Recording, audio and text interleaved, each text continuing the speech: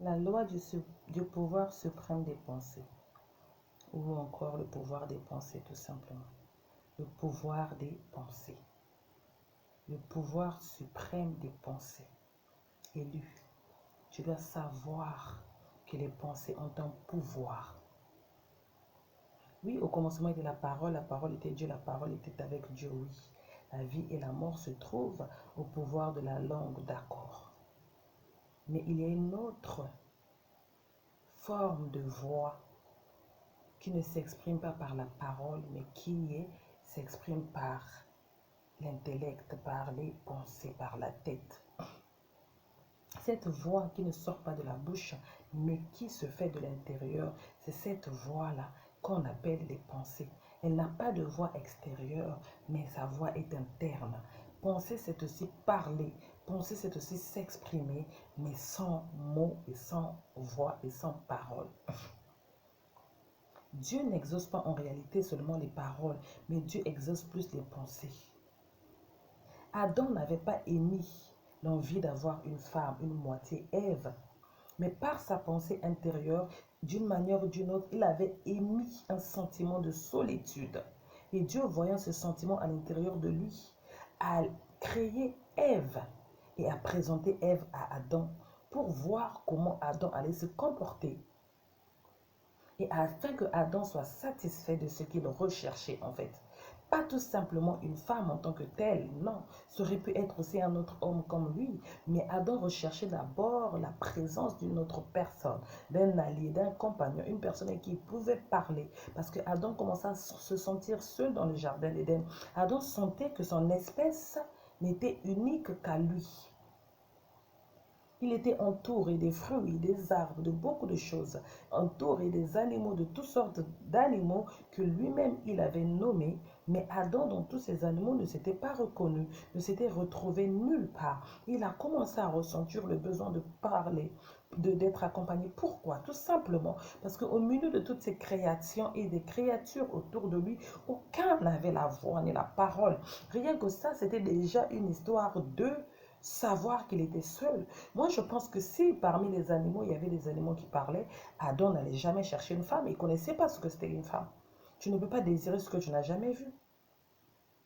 Mais c'est parce que Adam savait qu'il avait l'usage de la parole, parce que Adam savait qu'il avait la parole qu'il utilisait, mais il n'y avait personne avec qui échanger les mots. Ce n'était pas normal.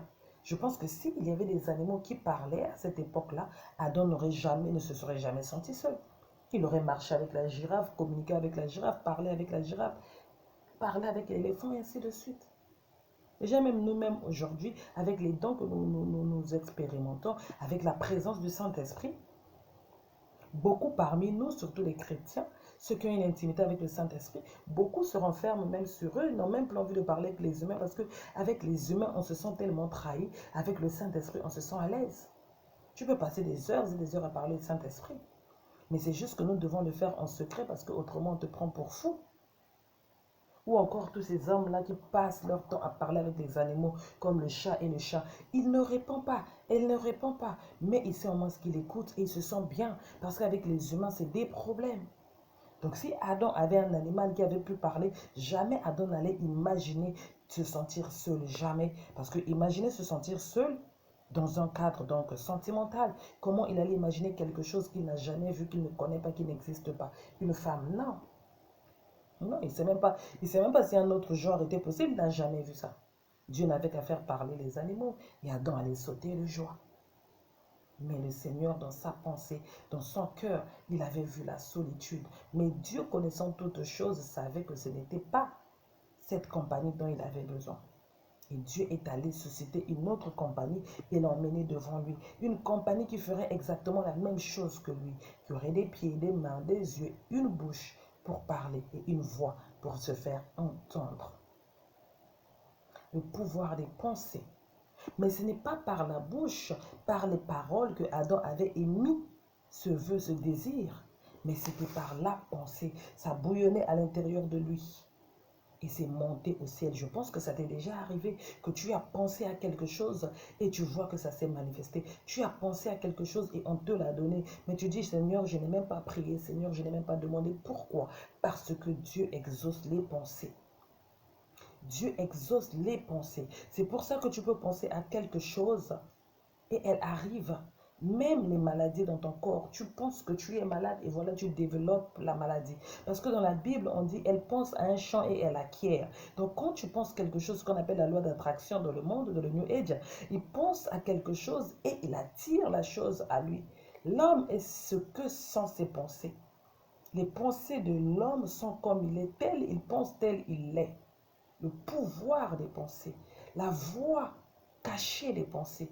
Les pensées sont beaucoup plus fortes, ont une énergie plus porteuse que même la parole. Je ne dis pas que la parole n'a pas une énergie porteuse, c'est l'énergie la plus porteuse qu'il y a. Au commencement était la parole.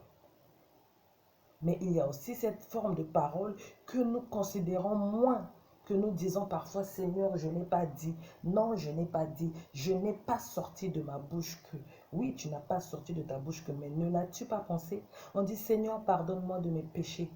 Ce que j'ai fait en pensée, en parole. On commence par en pensée, en parole. Parce que c'est de là que ça quitte avant de sortir de là. Quand ça quitte, tu penses et tu sors ça de la bouche. Mais il y a d'autres qui ne sortent pas, qui restent là, soit parce que c'est mal placé, soit parce que c'est trop demandé, soit parce qu'on se dit que ce rêve est trop grand pour être vrai, alors je ne le sors pas de ma bouche, je me contente de le garder dans les pensées. Et tout à coup, subitement, il se réalise. Pourquoi? Parce que Dieu, l'univers, a entendu la voix de tes pensées, le pouvoir suprême des pensées. Les pensées sont une voix dans le monde spirituel. Quand on veut changer sa destinée, changer sa vie, changer son paradigme, il faut d'abord changer ses pensées. Lorsqu'on doit changer un homme, il faut d'abord changer ses pensées. Nous disons souvent le problème de l'Afrique, c'est pas les autres, les Occidentaux, les Européens, mais c'est d'abord la mentalité. Chaque peuple, chaque personne, avant de pouvoir obtenir un changement sur lui ou sur elle, il faut d'abord changer les pensées. C'est de ça qu'on parle dans la Bible. Seigneur, donne-nous le renouvellement de l'intelligence, le renouvellement de l'esprit. Parce que tu as beau faire des efforts, on a beau tout te donner, tout mettre à ta disposition. Si tes pensées ne sont pas transformées, tu répéteras la même chose, feras la même erreur, iras dans les mêmes endroits, trouveras les mêmes solutions à tes problèmes. Mais lorsque les pensées sont renouvelées, il y a une autre façon de faire, une autre façon de voir les choses. C'est ça, cet âge-là, de cette brebis ou de cet âne-là, qu'on coupe le fil pour dire que tu es libre. Mais comme pendant des années, il sait dans sa tête qu'il ne bouge pas, qu'il est attaché, tant qu'on ne vient pas mettre la pensée de la liberté dans sa tête, il restera là des années, elle restera là des années. Et ça, c'est souvent le piège dans lequel le diable met beaucoup d'élus. Tu es libre, tu as été délivré, mais le diable te fait croire que tu es toujours captive. Te voilà, depuis des années, tu pries pour la libération, tu pries pour la délivrance, mais pourtant on t'a délivré plusieurs fois. Et parmi ces délivrances-là, y a-t-il pas une que le Seigneur a exaucée? Y a-t-il pas une qui a marché? Y a-t-il pas un prédicateur, un pasteur qui a été plus puissant que les autres pour te libérer de tous les maux que tu avais, de tous ces esprits de démons qu'on dit que tu as? Que le monde déclare avoir, de tous ces maux, de tous ces vices que ta famille, ton entourage dit que tu as. N'y a-t-il pas quelque chose qui t'a libéré? Quand je parle de délivrance, je ne parle pas forcément de délivrance dans les églises, mais que ce soit en lisant un livre, en écrivant un livre, en changeant sa mentalité. La délivrance, c'est se libérer d'une captivité, se libérer d'une pensée, se libérer d'une emprise, se libérer d'un préjugé, se libérer d'une façon de penser, d'une limitation. C'est ça être libéré, c'est ça être délivré. C'est pas forcément d'aller dans une enceinte d'église et que le pasteur Rokoba Chatalaba sous Tokoloblé jeté sur toi pour qu'on dise que tu es délivré ou qu'un esprit sorte, que tu tombes. Non, vous connaîtrez la vérité et la vérité vous affranchira. Donc la vérité est aussi une autre forme de délivrance. Mais lorsque les pensées ne sont pas renouvelées, on a beau te dire la vérité, on a beau te faire lire les Écritures, on a beau t'apporter les enseignements, t'expliquer le mécanisme de la chose, tu diras que ce n'est pas vrai, c'est faux. Pourquoi? Parce que tes pensées ne sont pas transformées ni renouvelées. Et tant que tes pensées continuent à rester dans l'ancienne direction, tu resteras automatiquement dans l'ancienne direction, attireras les mêmes expériences, les mêmes personnes. Parce que les pensées ont un pouvoir. Donc lorsqu'on veut changer la direction d'un homme, on change ses pensées. La vie d'un homme, on change ses pensées. Lorsqu'on veut changer la destinée d'un homme, on change ses pensées. Il faut que tes pensées changent, l'élu, pour que tu réalises ta destinée. Il faut que tes pensées changent, élu, pour que tu saches que tu es libre en Jésus, que tu es libre en Christ et qu'il est écrit qu'il n'y a plus de condamnation pour ceux qui sont en Jésus. Lorsque les pensées sont renouvelées, on attire à nous les choses spirituelles qui conviennent aux nouvelles formes de pensée que nous avons, aux nouvelles formes de pensée que nous avons. Donc, pour changer un État, un pays, il faut d'abord changer les pensées. Les pensées ont un pouvoir. Aujourd'hui, le Seigneur m'envoie pour te dire, transforme tes pensées, élues. Tu es arrivé dans une nouvelle saison, dans une nouvelle terre, dans une nouvelle vie. Un vent nouveau souffle pour toi. Toute cette semaine, j'ai été redirigée à parler du changement, de la transformation, du souffle nouveau, du vent nouveau, du nouveau cap, de la nouvelle destinée, de la nouvelle terre. Effectivement, 2025 sera une année de lumière pour beaucoup. 2025 est une année des élus. 2025 est une année de renouvellement, de repositionnement spirituel, parce que les élus doivent briller. Plus d'élus en captivité, plus d'élus esclaves ou prisonniers. C'est pour ça que toute la semaine, tu vas voir mes vidéos sont conduites vers le renouvellement, le changement de cap, le nouveau souffle, le nouveau vent. Parce qu'il y a des élus qui sont en train de sortir de la ruse, de l'illusion, de la prison, de la captivité. Jusqu'à ce que le mois de janvier termine, nous sommes dans cette phase où, comme des réfugiés, nous sortons les rescapés, nous sortons des rescapés de l'avalanche, les rescapés du naufrage, les rescapés de l'explosion, du crash. Nous sortons les prisonniers, les derniers rescapés, des élus de l'année de 2025. Et aujourd'hui, le Seigneur me met à cœur de te parler du pouvoir des pensées. Parce qu'on ne peut rien faire avec des pensées erronées, des pensées bloquées. Le Seigneur peut te déclarer libre, mais quand tu vas dans cette terre de liberté, ce pays de liberté, dans cette ville de liberté, avec cet homme de liberté qu'il t'emmène, cette femme déjà libre dans sa tête qu'elle t'emmène, mais si toi dans tes pensées, dans ta tête, tu as toujours des pensées erronées, des pensées d'esclaves, les pensées de traumatisés, les pensées de victimes de pervers narcissiques, de sociopathes, des pensées de briser, des pensées de assassiner, sacrifier, quel que soit ce que tu as vécu dans l'ancienne vie, tu apporteras ces mêmes énergies à la nouvelle relation, à la nouvelle maison, à la nouvelle terre. Et aussi libre que tu sois, tu te comporteras comme cette brebis, quoique détachée, reste au même endroit, ne bougeons pas, pensant être toujours attaché. Les pensées ont un pouvoir d'attraction. Dieu exauce les pensées plus vite lorsque les pensées sont exprimées par la parole. C'est là que joue le rôle de la parole. Donc les pensées sont exaucées. Mais c'est vrai que lorsqu'elles viennent dans la parole, elles sont exprimées plus vite et exaucées aussi plus vite. Mais quoique ne négligeons pas celles qui restent et demeurent silencieuses intérieures, parce qu'elles restent aussi entendues par Dieu, exaucées par Dieu. Parce que dans le monde spirituel, les pensées sont une voix. Que le Seigneur te bénisse. Change tes pensées.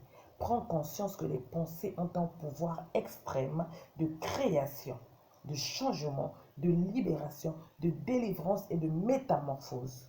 Tu y es ce que tes pensées sont.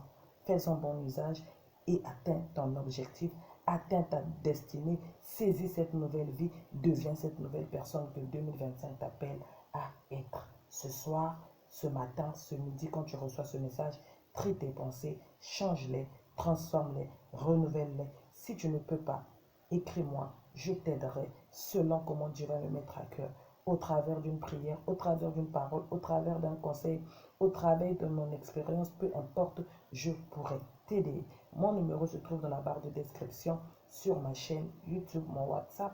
Sinon, tu m'écris par Gmail. Mais ce serait beaucoup plus mieux de m'écrire sur WhatsApp parce que nous pourrons converser plus facilement et plus rapidement. Renouvelle tes pensées.